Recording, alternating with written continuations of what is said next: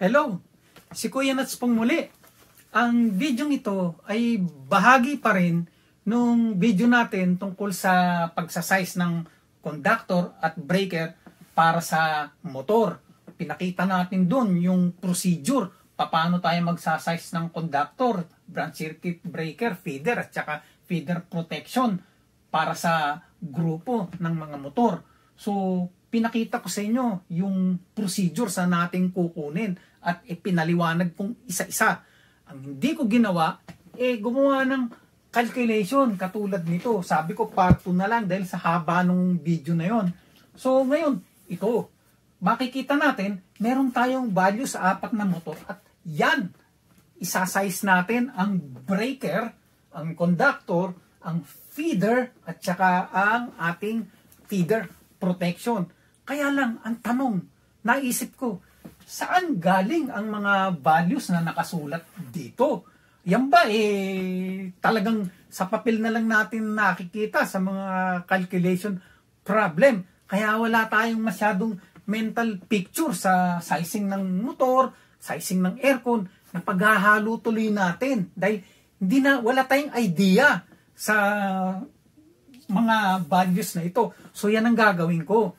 Magpapakita ako sa inyo ng sample ng nameplate kung saan nanggaling itong mga values na to.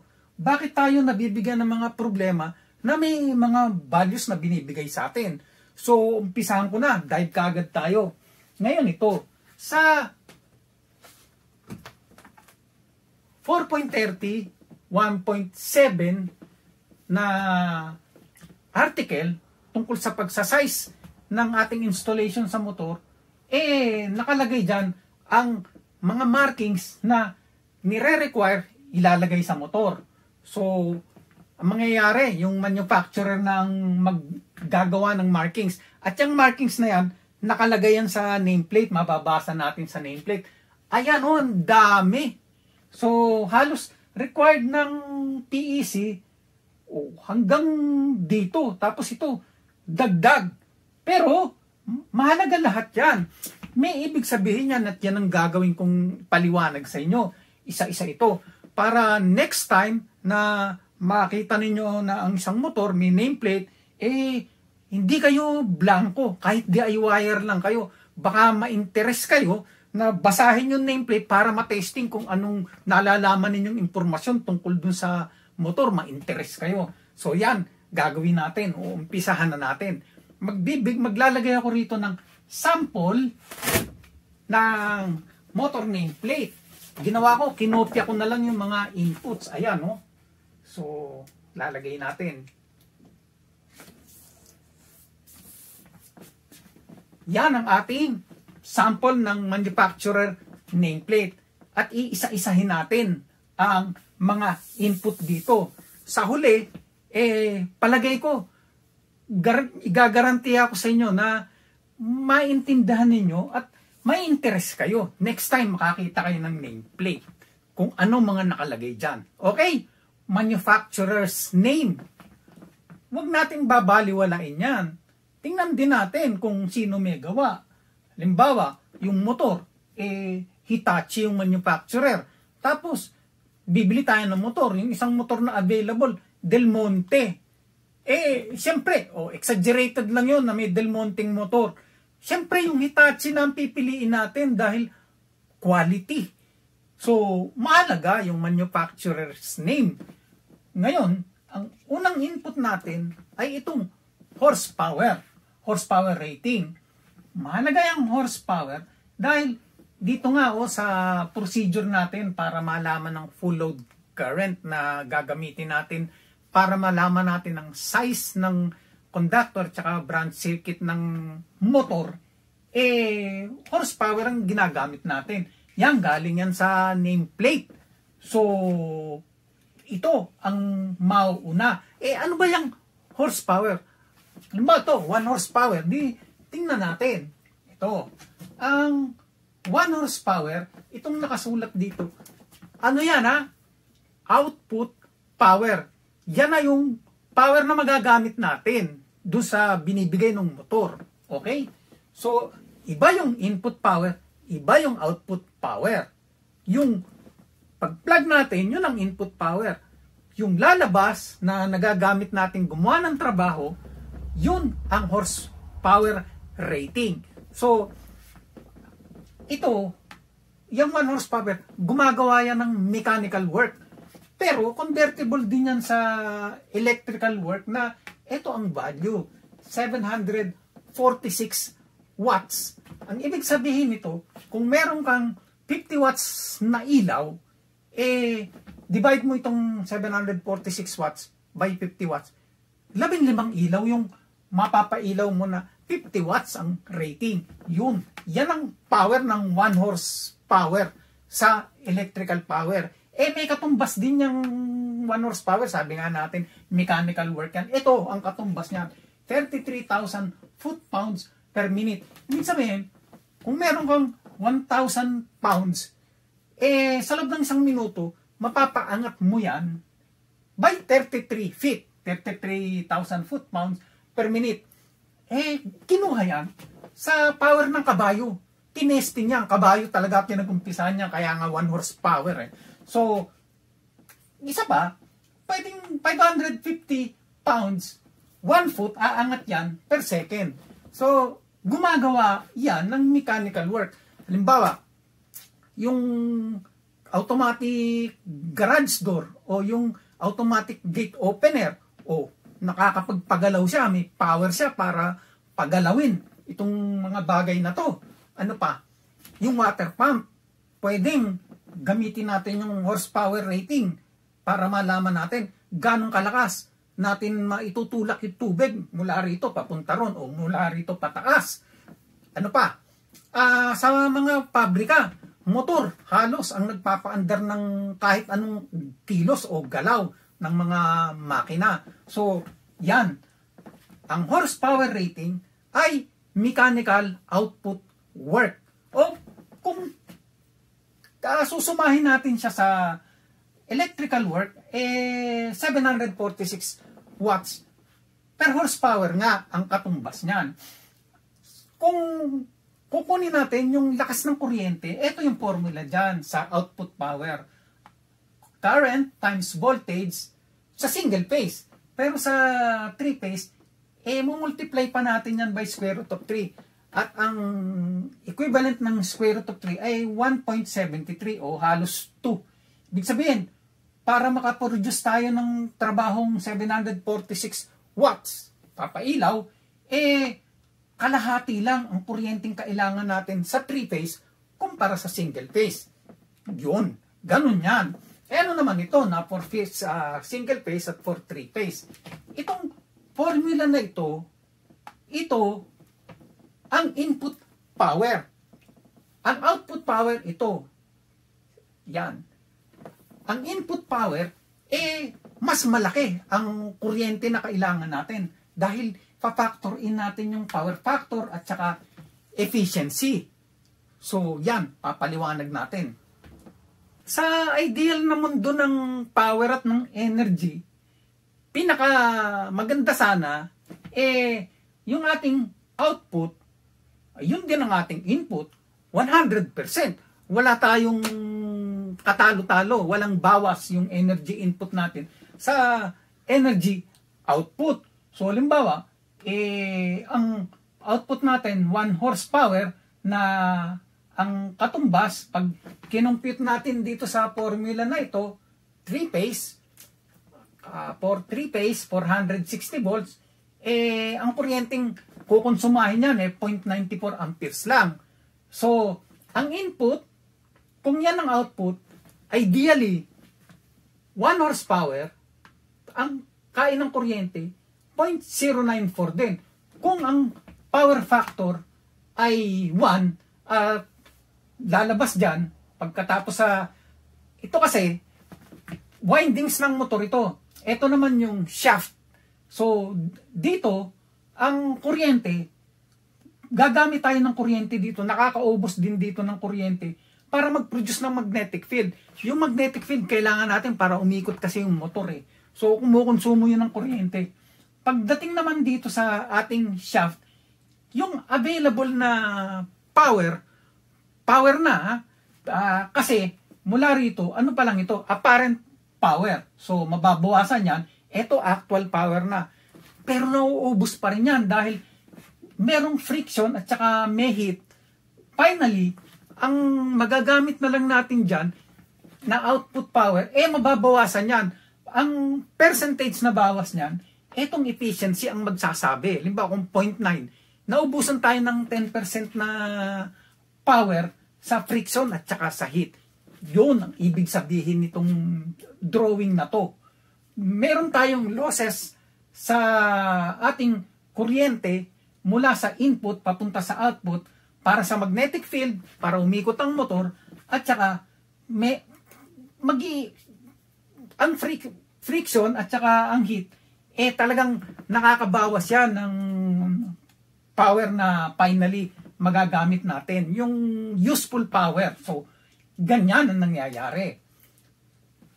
So, balik tayo rito. Ideally, ito yung output natin. Ayan ang formula. At para naman sa input, single phase, ito yung formula. Ito, lalagyan na natin ng denominator na efficiency at saka power factor. Para sa 3-phase, lalagyan natin bukod sa efficiency at power factor, square root of 3 o 173. Ito ang input current natin. Ito yung output current natin. So, ang full load current sa nameplate na nakasulat, ito. So, balik tayo sa ating step 1. Paano natin mahanap yung ating FLC? Dito sa section na to, sinasabi na from horsepower, mapipili natin yung FLC. Ano pa? Meron pa tayong mga kailangan na informasyon para finally makapili tayo ng FLC gamit ang table na sinasabi dito sa section na ito. So, sabi, para sa single phase, gagamitin natin itong table na to. At para sa 3-phase, itong table na ito naman. Kulang pa tayo ng informasyon. Kasi, itong mga table na to, magagamit lang natin ito generally para sa maraming motor, sa halos pangkalahatan ng motor. Except, yung mga high torque motor, yung multiple speed, siguro may nababari mo yung speed, kaya mayroong slow, medium, tapos high. At saka, kung ang RPM less than 1,200 lang. So yan, mahalaga yung RPM. Pag nakita nating lampas sa 1,200 RPM, magagamit na natin itong mga table na ito. Yan ang kahalagahan ng RPM dito sa nameplate na to. Ano pa? Yung ating operating voltage. Ibig sabihin, itong motor na ito, na may nameplate na ito, mag-ooperate ito sa halos 3 voltage. Itong una, 208 hanggang 230 volts, may range. Pwede siyang tumakbo sa ganitong range ng voltage. O kaya, sa 460 volts. Ang pag connect natin para maging 230 volts, ito pang low voltage, merong connection diagram din. At saka para sa 460 volts, ito high voltage. So ganyan lang natin pag kakabit-kabitin yung mga connection dahil may siyam na terminal yan dun sa ibabaw nung motor eh. So ito kailangan natin operating voltage, yung ating phase pati, yung kung ilang phase yung ating motor, kung single phase o 3-phase. Sa kaso nitong ating motor, kumpleto na tayo sa ating kailangan para magamit natin itong table na to, either which one. 3-phase. So, hindi natin magagamit ito. Ito ang gagamitin nating table. Ang ating operating voltage, 460 volts. So, dito tayo kukuha ng ating FLC. 3-phase, 460 volts, induction motor, at ano siya, okay siya, approve siya dahil sobre siya sa 1,200.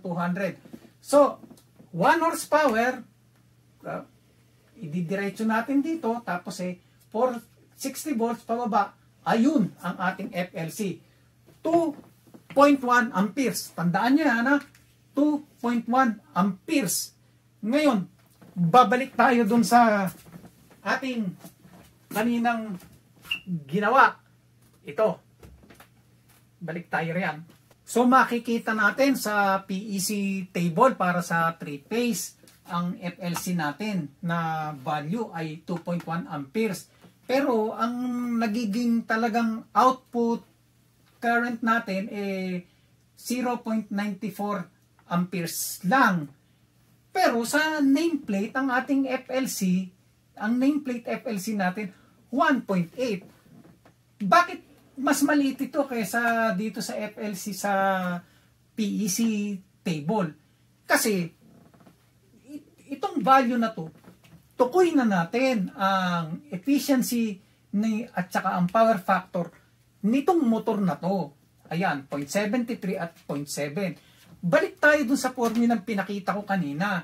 So, ito ngayon yung value ng ating nameplate FLC.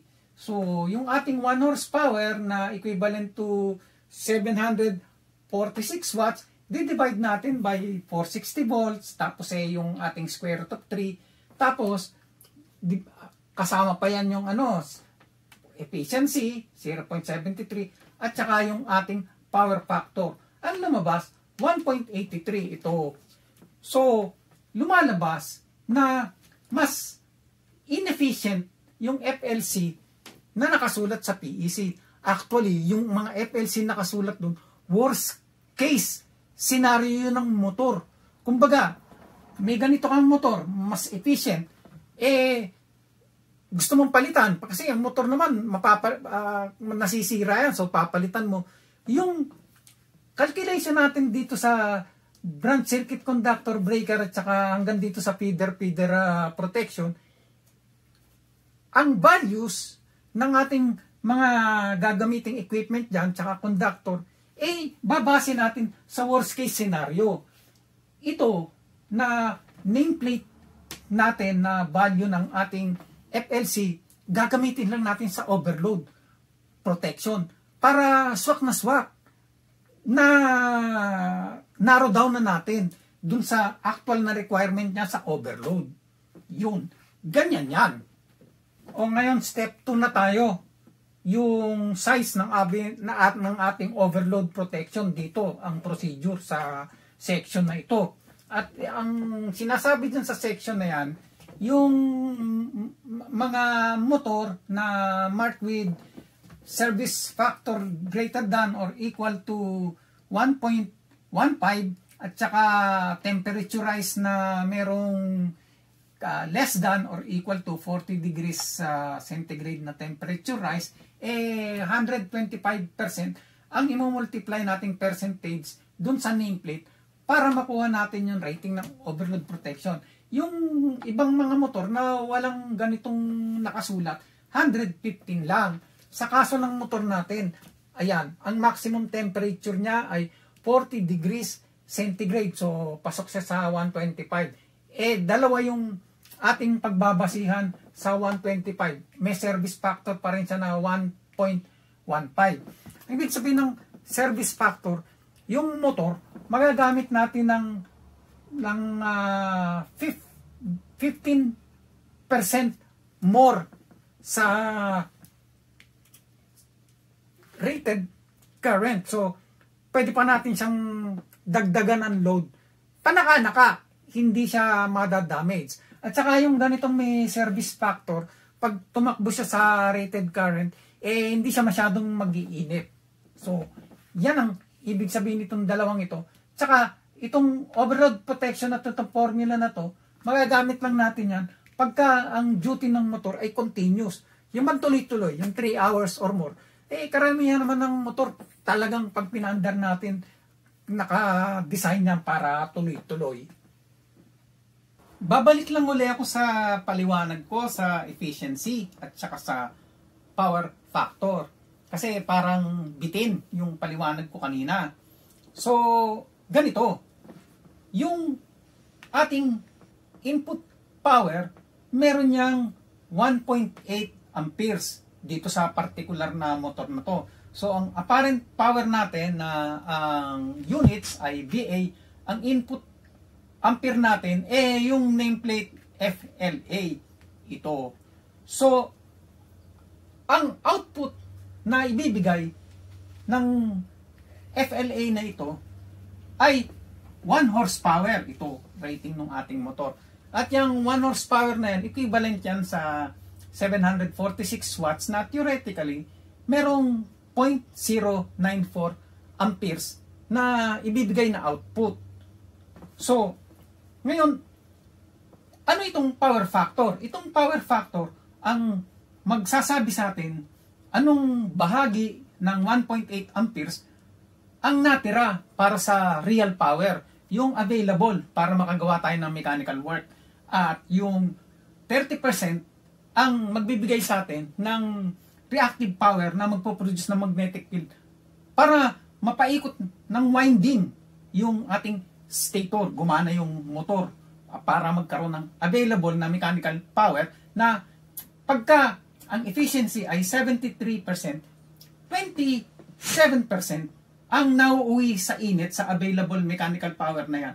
At ang actual useful power na lang na matitira ay yung 1 horsepower o 0.94 amperes kung susukatin natin sa ampere rating. So ito yung ating formula, yung ating 1.8 amperes. Pag minultiply natin sa power factor, ang available na real power in watts na to, hindi na VA, ay 1.27 amperes. At pag minultiply natin yan sa efficiency, na yung 27% mag-a-account siya sa heat tsaka friction, ang actual usable output natin in watts ay ito, 1 horsepower. Iba ang makukuha nating value ng FLC pag pumunta tayo sa table sa PEC 2.1. Lumalabas, pag ang output niya ay 1 horsepower, itong input, kinumpit ko kung ang efficiency ay pareho ang value ng power factor, 0.67 ng power factor natin, 0.67 din ang ating efficiency. So, lumalabas, ito palang FLC na nakasulat sa PEC, worst case performance ng motor of the same horsepower rating. So, ito ang actual sa particular na motor, ito ginagamit sa design para malaki ang allowance ng gagawin nating design ng circuit breaker at saka ng conductor. So, ganito. Ang FLC, general value used for system design para ma-design natin yung conductor at saka yung circuit breaker. Ang FLA, specific current of a particular motor. Ito, eksakto na. Ito na mismo yung particular FLA, sakto na siyang ginagamit natin sa overload para hindi malaki yung size ng overload protection natin. Dahil pag malaki yung size, mawawala yung overload protection natin. Kailangan natin mababa lang yung sakto, yung size ng ating overload protection. So, ito pati. Ang mangyayari, ang summary natin ay ganito. Ang focus ng efficiency ay mechanical energy conversion. At ang focus ng power factor, electrical power usage. Ilan yung ginagamit natin sa power factor? Sa reactive power. Tapos, ang measure ng efficiency percentage, ang measure ng power factor percentage of decimal. Ang ini-indicate ng efficiency is how well electric energy is converted into mechanical work, at ang power factor naman, how effective the motor uses electric supplied current.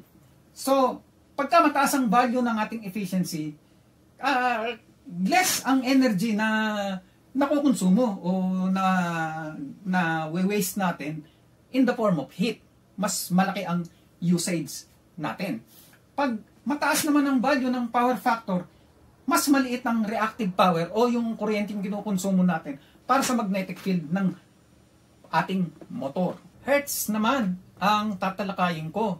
Sa US at saka sa Canada, 60 Hertz ang ating kuryente. Ibig sabihin, merong 60 cycles per second ang fluctuation ng ating kuryente dito. Sa Japan naman at saka sa Europe, 50 Hz lang.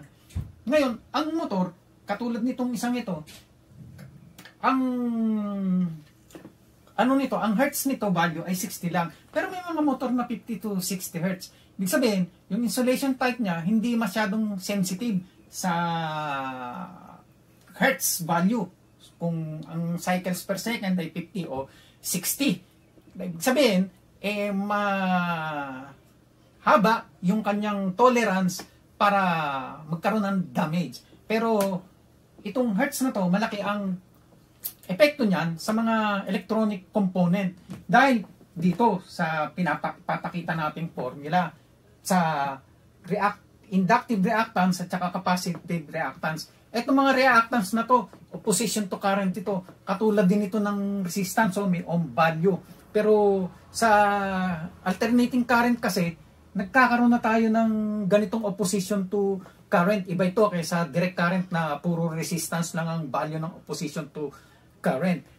Ang ating inductive reactance, may response yan sa frequency. Pag tinaasan natin ng frequency, tataas din ang ating opposition to current, ang inductive reactance natin. Sa capacitive reactance naman, pag in-increase natin ang ating frequency, lalong liliit ang ating capacitive reactance. Ngayon, kung ang voltage natin equals to current times reactance, ganito ang value ng current natin sa inductive reactance. Mangyayari, pag nag-increase ang ating frequency, liliit siya. At pagka sa capacitive reactance naman, ang epekto ng ating frequency sa current, pag tumaas ang frequency, lalaki yung ating current. Ibig sabihin sa electronic component na konti lang ang konsumo ng kuryente, minsan micro o milliamperes lang.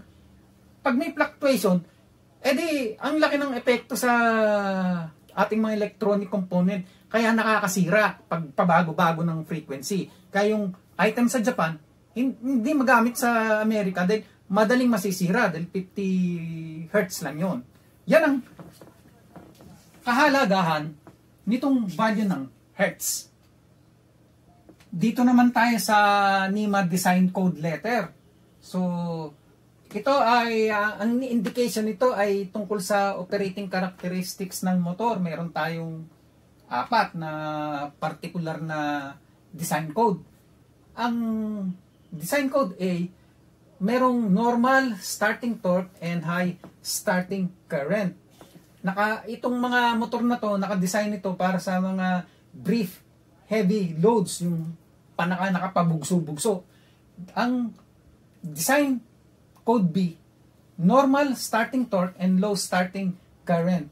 Ito yung pinaka most common type ng motor. Sufficient locked rotor starting torque to start most industrial loads. So, ito bagay na bagay dahil kaya niya yung lock rotor starting torque mas malakas, kaya niyang i-overcome yung initial torque requirement. C, high starting torque and low starting current used to start heavy loads, exhibit large amount of rotor slip when load is added. Same characteristic ang D. So, ganyan. Pag pumili tayo ng motor, depende sa application, makakatulong sa atin itong design code letter. Ito pa yung makakatulong sa atin sa pagpili ng motor, yung insulation classification. It greatly affects the lifespan of the motor. Dahil, syempre, init ang kalaban ng mga insulation ng conductor, lalo yung windings ng ating motor. So, merong 4 na class. Ayan, binibigay niya yung 2,000 hour life temperature. So, pag umabot ng 105 degrees centigrade for 20,000 hours, yan ang expected life term nung ating classification ng motor. So, katulad ito, Alam nyo ba na ang boiling point ng tubig, kukulo ang tubig pag 100 degrees centigrade. So, pagka matagal nang pinaandar ang motor, di nyo mahawakan, no? Mainit pa sa kumukulong tubig. Lalo itong type D. Okay? Ito pa, frame type. Yung frame deals with the exact dimensions. May number, tapos yung frame type letter. So, ayan. Ang nalalaman ko, tungkol sa paliwanag sa kuryente. Hindi yung sa mechanical installation ng motor. So, tingnan nyo na lang yan, kung anong gamit. Baka makatulong din sa atin yan sa pagpili ng motor. Kasi merong vertical, merong horizontal.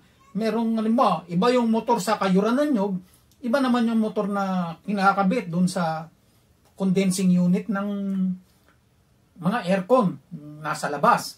So, ito may kinalaman sa mounting ng motor. Dito naman tayo sa enclosure type. So, makakatulong din ito sa pagpili natin ng motor. Depende sa application ng enclosure type. So, abbreviated na lang ito ng description ng motor. OPD, open drip proof, very common. Cases opening to permit ventilation through motor windings. TEFC, totally enclosed, fan cooled. Case is sealed to prevent dirt or moisture entrance. Fan is used for cooling motors. TENV, totally enclosed, non-vented. Used in harsh environments such as chemical plants. Designed to be hosed down. EXP, explosion proof. Ano rin ito? Totally enclosed, non-vented. Designed ito para sa mga areas na mga may hazardous conditions, katulad ng pump na gamit sa gasolinahan o kaya sa mga yung refinery. Okay? So, ayan. Self-explanatory naman Motor type. Ito, induction. So, magagamit natin ng information dito para makuha natin yung percentage ng ating gagamitin para i-multiply sa FLC. Ito. So, makukuha natin yung size ng ating short circuit and ground fault protection. Induction motor, pasok yan sa all other motors. Dalawa lang naman ang klase na 150% natin i-multiply ang FLC natin Tsaka, pag nakita nyo yung induction motor, malamang magagamit natin yung FLC tables na nasa Philippine Electrical Code Book.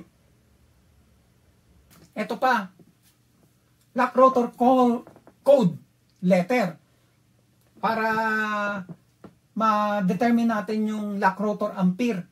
Ito yung formula para makuha natin yung lock rotor ampere. So, ito, code letter K. Ibig sabihin, meron siyang 8 hanggang 8.99 kilovolt ampere. Multiply natin yung horsepower, divide natin by the voltage at kung 3-phase, square root of 3, para makuha natin yung lock rotor ampere. Itong value ng lock rotor ampere, magandang impormasyon yan sa pagpili natin ng circuit breaker na gagamitin o yung ating short circuit and ground fault protection para sa ating motor. Yan, mahusay na impormasyon yan. Kasi, yung mga circuit breaker may type na B, C, D, yun. O diba, mayaman sa impormasyon yung nameplate. So, wag natin babaliwalain yun. Nandun lahat ng impormasyon kailangan natin para magawa natin ang ating mga calculation. O, itutuloy na natin. Pupunta na tayo sa ating calculation sa 4 na motor na ito para masampulan natin ang step 1 to step 6 ng calculation natin ng conductor at breaker para sa grupo ng mga motor. Kung nag-enjoy kayo sa video na ito, ang tanging hiling ko lang sa inyo, i-like ninyo, share, mag-subscribe kayo sa channel ko kung hindi pa kayo nakakapag-subscribe mag-comment na rin kayo. Baka may gusto pa kayong mga topic na i-video ko. So, ayan. Nagpapasalamat muli ako sa inyo.